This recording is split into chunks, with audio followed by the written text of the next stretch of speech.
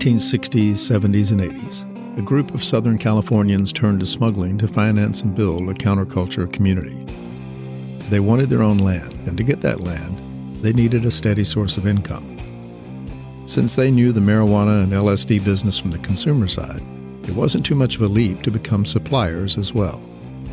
With a name that reflected the atmosphere of the time and the group's unique history, their story fits perfectly into the hazy, smoky memory of a time when the phrase, peace and love, signaled their guiding principle.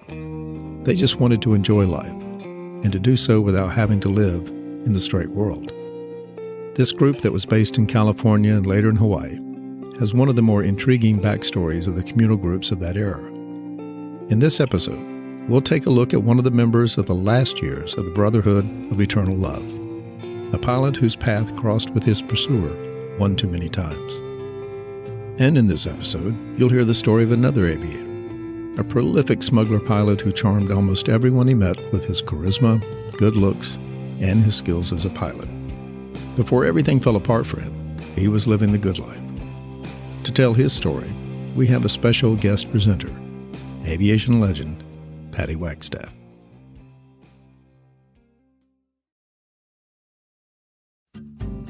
The story of how the Brotherhood of Eternal Love began is rooted in the hippie culture of California in the mid-1960s, when pot and LSD were the drugs of choice. How the Brotherhood was founded is reasonably well documented. As the legend goes, in Southern California, John Griggs and a group of his friends were small-time criminals who underwent a sudden and profound transformation. A transformation from being thieves to becoming enlightened. And it all happened during one long night. While there are differing versions of whether Griggs and his friends were members of a motorcycle gang or simply that a few of them had motorbikes, the Brotherhood of Eternal Love came to be after the group raided a party held by a well-to-do film producer and stole a large amount of LSD. Then they went to a remote area and liberally dosed themselves with the hallucinogen. After a night spent looking inward, they were never the same. They renounced petty crime and returned the remainder of the LSD to its owner.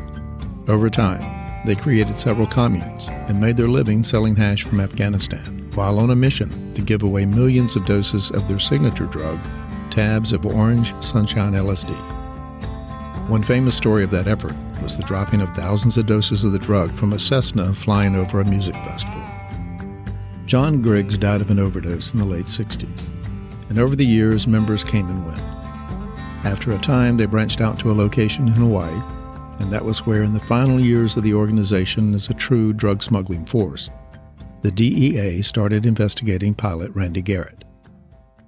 In the late 70s, DEA Agent Kelly Snyder was serving in Hawaii, and he recalls how the investigation of Garrett would lead to a coincidence that would bind Snyder and Garrett together forever. In the years, I'm guessing somewhere around 1977 and 78, the Brotherhood of Eternal Love was an existing smuggling organization based out of California and Hawaii. I think its origination was based out of California originally.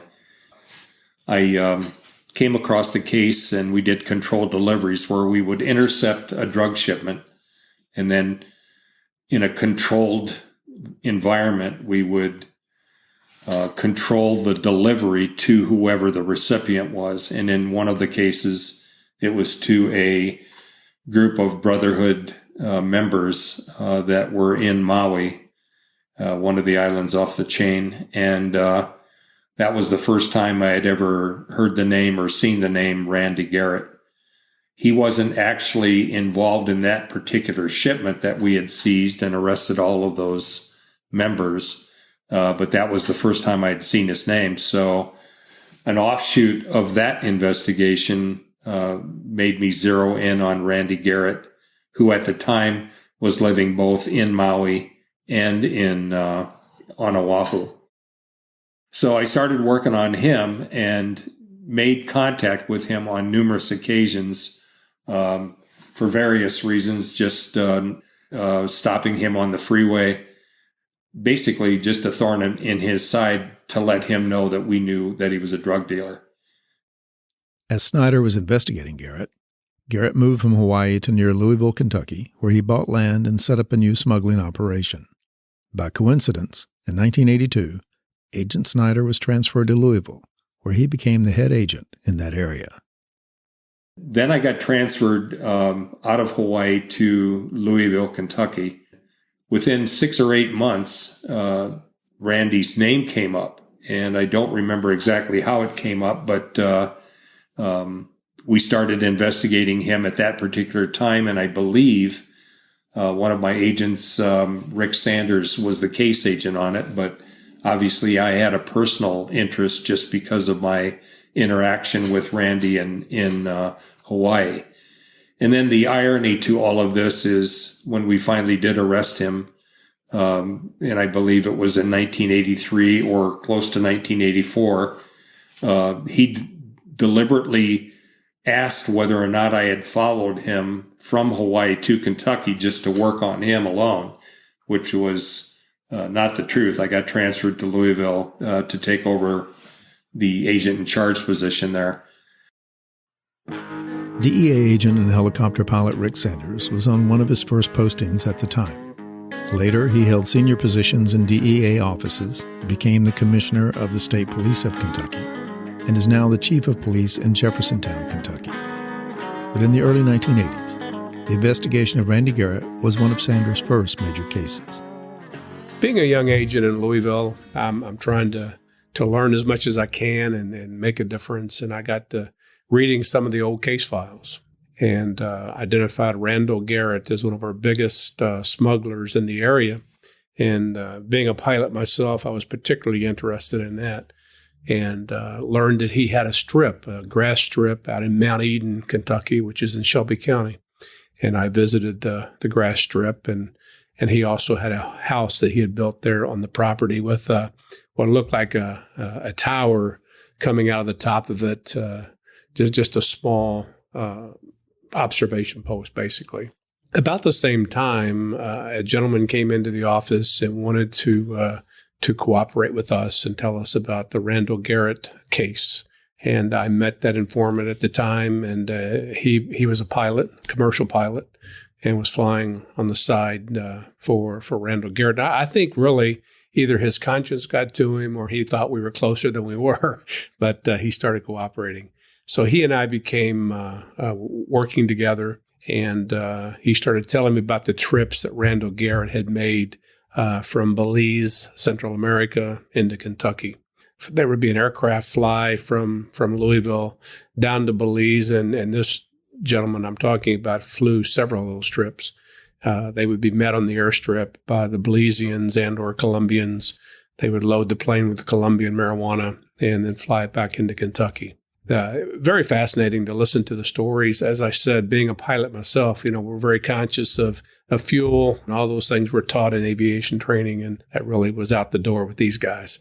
I can't recall what kind of airplane it was, but they had internal fuel bladders inside the airplane. And there was one trip that they made. This was actually to Jamaica. On the final approach into Jamaica, they ran out of fuel. And Randy Garrett, who was his co-pilot or his passenger, was in the back of this airplane rolling the fuel bladder up, the rubber fuel bladder, trying to get every ounce of fuel out of it. And they came up short. And they ended up, the engines quit prior to being on final and ended up crashing down there. But that was one of many stories that he was telling about the escapades. Randy Garrett was a major player here, bringing in tons of marijuana. Kelly Snyder picks up the story of how the DEA's investigation of Randy Garrett's smuggling flights ended with a raid on Garrett's property and the seizure of everything he owned. A seizure that would leave Garrett's family homeless. And that crisis led to a critical decision by Garrett and an eventual act of kindness from an unlikely source. He had put in a landing strip and he had, I think, at least one airplane, if not two. Actually built a tower, almost like a FAA tower, on the property close to the airstrip. So we started concentrating on him along with his other associates and co-conspirators, and discovered that he was flying loads in and out of Kentucky. and using his personal airstrip as his distribution point.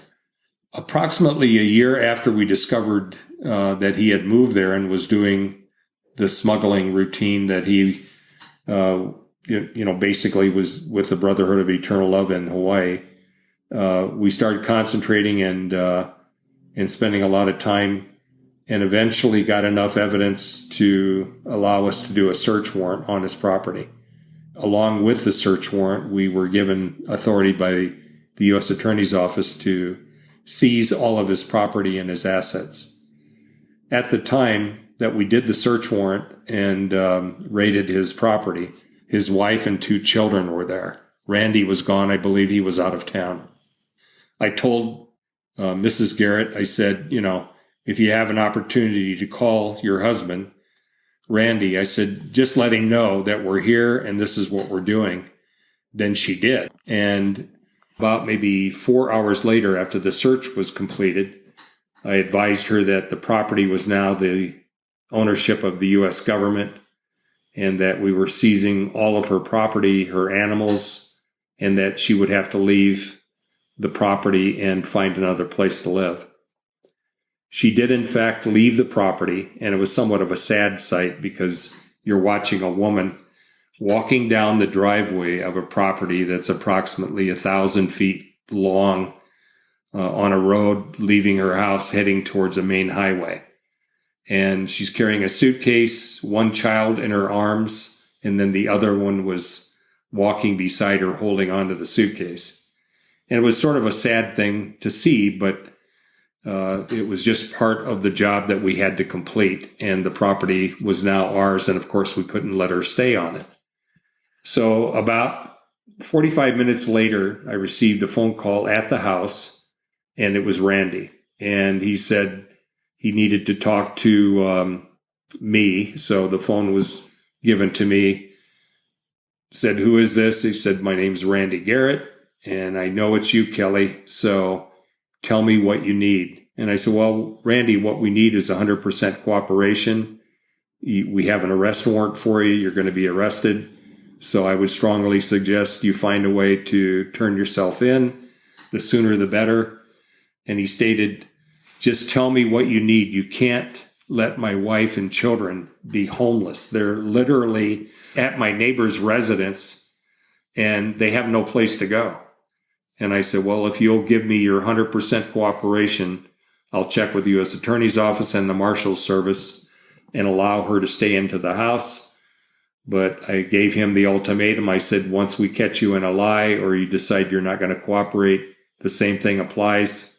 You'll be in jail and she'll be on the street with the children. He started cooperating 100%.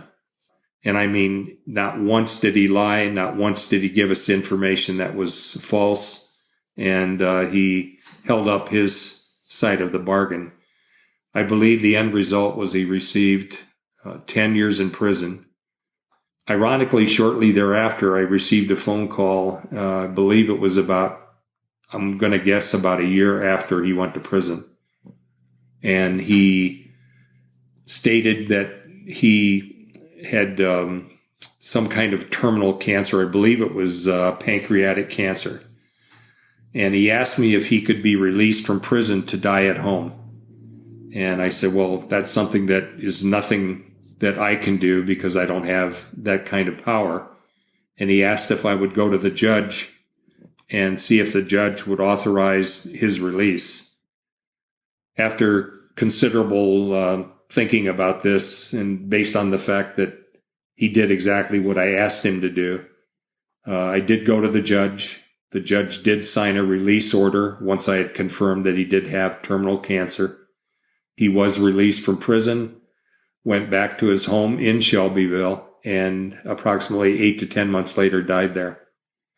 It actually was a fairly good feeling, even though, I didn't have really any feelings for drug dealers.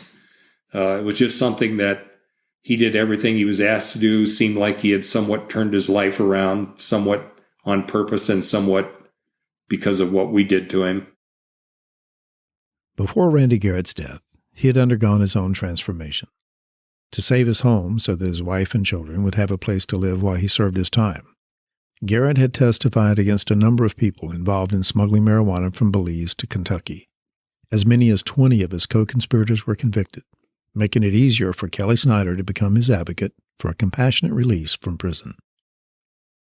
But then the end result was he was able to get his family's affairs in order to where they could exist and live on the farm and just go through the rest of their life, unfortunately, without Randy. But that's somewhat, the nature of the beast when you're involved in drugs. And then, you either have a choice of turning yourself around or just letting nature take its course, which in this case, both of those things happened. When Fly By Night returns, you'll hear of another pilot whose skills as a flying smuggler were in high demand. And we'll have someone special to tell that story. For this next story, we'll depart from our usual approach and have a special guest presenter tell the strange tale of a pilot who seemed to have it all, and whose end has left almost as many questions as answers. To share his story, we welcome a pilot who's a 3-time National Aerobatic Champion, a woman whose plane has been on display for years in the Smithsonian Air and Space Museum, and who is an inductee in the National Aviation Hall of Fame. Our guest presenter is Patty Wagstaff. From the beginning, his aviation friends called him a natural pilot, even gifted. Being known as gifted was the thread that ran through the life of Wally Thrasher. In high school, he was an athlete who was so adept at eluding tackles on the football field, he was given the nickname Squirrel. People liked and trusted him. They liked how he put them at ease, and they admired his good looks. With his blue eyes and full head of wavy hair, some said he had movie star looks. It would have been easy to say Wally Thrasher stood out because he grew up in a small town in Pulaski, Virginia, in the New River Valley. But it's likely that Wally Thrasher would have stood out anywhere, because that's what he did, wherever he went, including when flying took him from Virginia to a career as a drug-running pilot. But before flying drugs became his work, Thrasher discovered that he was a natural at another important skill: selling. In his hometown, he started by selling burial plots, then clothing, and even opened up his own clothing store in Radford, Virginia in the late 60s. Stores like his were called head shops then, with clothing more often seen on the West Coast and with pipes and smoking paraphernalia in the back. The hydraulic Buffalo catered to what had to be a relatively small customer base of Virginia hippies in 1969. Learning to fly during that time, Thrasher was, according to his instructor, a truly natural pilot. But he was also one who took flying seriously, devouring instruction manuals and earning his first pilot certificate in a short time. He moved to North Carolina, where he became a top aircraft salesman for Piedmont Aviation, and then on to Florida, where he took on a variety of flying jobs. And it was in Florida that this young pilot was first exposed to the riches that flying drugs could bring. And from that time on, pilot Wally Thrasher was beyond the point of no return. For someone whose personality, charm, good looks, and skills had paved the way to a good life, the 2 years ending in October of 1976 were hell on earth. On September 4th, 1974, when both engines began to fail, Thrasher and his associate, Louis Jones, were forced to land Thrasher's Beech 18 on a road in Mexico. They survived, and so did the 1,500 pounds of marijuana, which landed them in a Mexican prison. According to accounts from Thrasher, during their 2 years in captivity, they were threatened and tortured, released only after friends in Florida raised enough money to buy their freedom. After a period of recovery from severe weight loss and infections, Thrasher returned to flying, and for a while, the flights were all legal. At first, he turned down offers for drug runs, until he finally gave in to what was supposed to be a one-time run from Columbia to Florida. But that run netted him what was then the huge sum of $100,000. And during 1977, Wally Thrasher flew numerous smuggling runs from Columbia into the Fort Lauderdale Executive Airport. Upon arrival there, he would taxi directly to the hangar of a well-respected local business, one that appeared legal to the public. Flush with cash, Thrasher met a young woman working at a counter at an airport business and was immediately smitten. He introduced himself using a false identity he used as a cover and didn't share the fact that he was 17 years her senior. But it wasn't long before Olga Wright was just as smitten and began to enjoy the lifestyle that spending time with Thrasher could bring. They married, bought a house in Boca, and began to raise a family. And for most of that time, Thrasher continued his career as a marijuana smuggler and continued to put aside large sums of cash. A visit with Olga to his childhood home in Virginia led to a decision to buy land there and to eventually build a large home on the edge of the Jefferson National Forest. And of course, he paid for it all with cash. For most of the time, Florida was still home for the Thrashers, and the Virginia house was a vacation getaway. But in early 1983, they decided to leave Florida with its high level of smuggling activity and its intense concentration of anti-smuggling law enforcement. And that move begins the tale of how everything came crashing down for Wally Thrasher, both figuratively and literally. And when it did, things happened fast. The end began on October 17, 1984, with the crash of a single-engine Beechcraft Bonanza just miles from the Thrashers' home. That crash threatened to ensnare him, because not only would authorities find 570 pounds of pot and a body burned beyond recognition in the plane, they would soon establish that the plane belonged to Thrasher. Later, Olga would testify that on the night of the crash, her husband was waiting at the nearby New River Airport for his plane to arrive at the conclusion of a long flight from Belize. At her home, she took a call intended for Wally and relayed the urgent message to him at the airport. Soon, he returned home with a seriously injured and bloody man named Nelson King, who had survived the crash and found his way to a phone at a service station. Olga testified that she did what she could for King, and that later Wally drove King to a hospital in Florida, but not before staging a motorcycle accident as the cause of King's injuries. King had flown with Thrasher a number of times on smuggling runs to and from Belize, but this failed flight had been King's first trip on his own as the pilot. With him that night was area resident Mark Bailey, who died in the crash.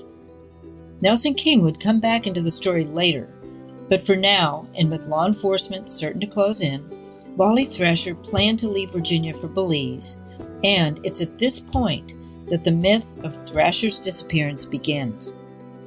Over the next few days, Thrasher would discover that not only had King crashed his airplane, a crash that had cost the life of Mark Bailey, King had also pocketed the original $250,000 Thrasher had sent to Belize to pay for the load. So in an effort to raise cash to pay that debt, he tried to sell 1,000 pounds of pot he'd stored in Virginia, but that was stolen from him while being transported, and Wally Thrasher now found himself in a tough spot.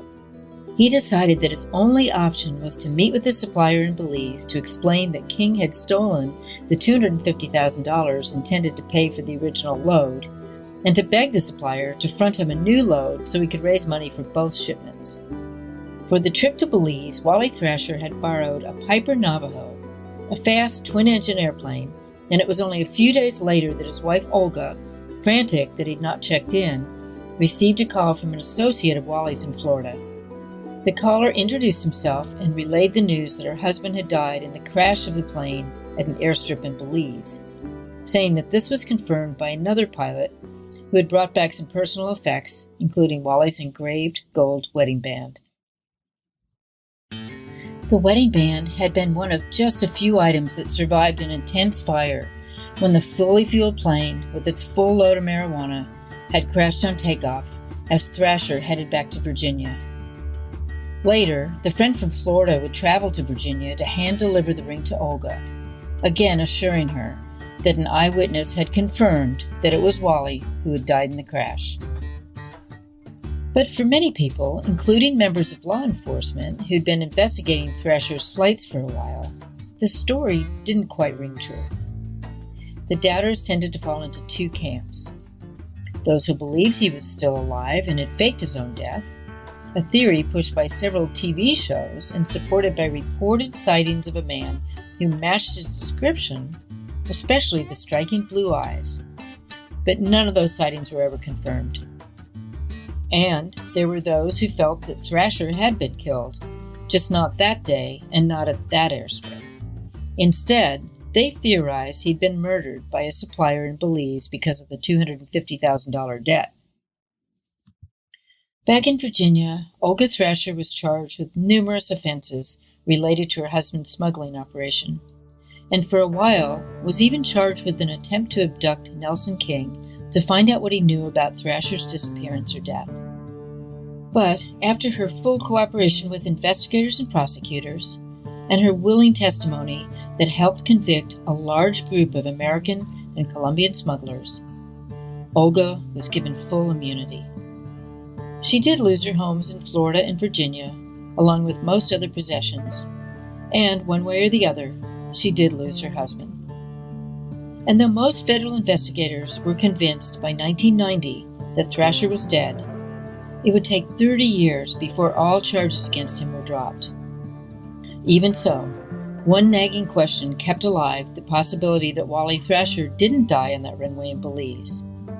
It was the condition of the burned airplane compared to the condition of the wedding band delivered to Olga. The report from the eyewitness was clear that the airplane had burned so fiercely that left on the ground was mostly the rough outline of the plane, an outline defined by traces of molten aluminum. That would have meant the fire had burned well beyond the temperature of the melting point of the plane's structure.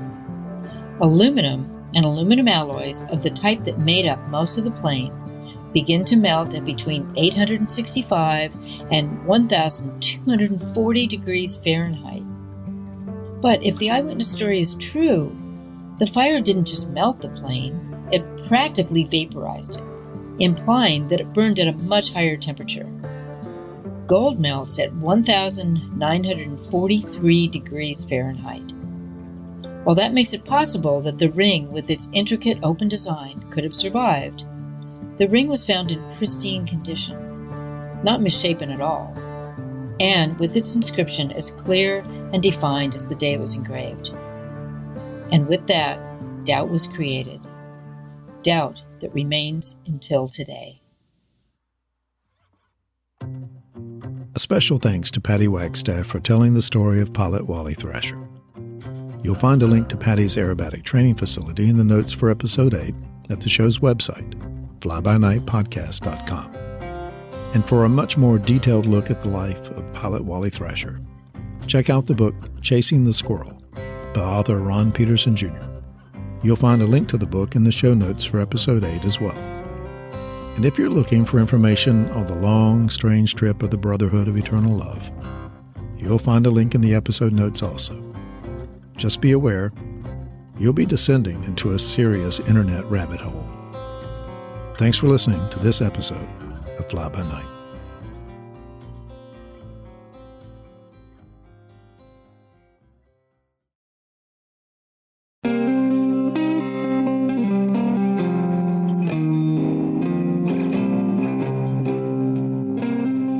Fly By Night is brought to you by Midnight Flyer Media. Theme music is Darker by Henrik Anderson with additional music by Ave Stites. Show art is by Einie with additional design by Ave Stites. The show is produced and hosted by Charles Stites with editing by Ave Stites and additional audio support by Resonate Recordings. If you like what you hear, please leave a rating and a review and subscribe to Fly By Night wherever you get your podcast. For photos and more on the key players in each episode, visit flybynightpodcast.com.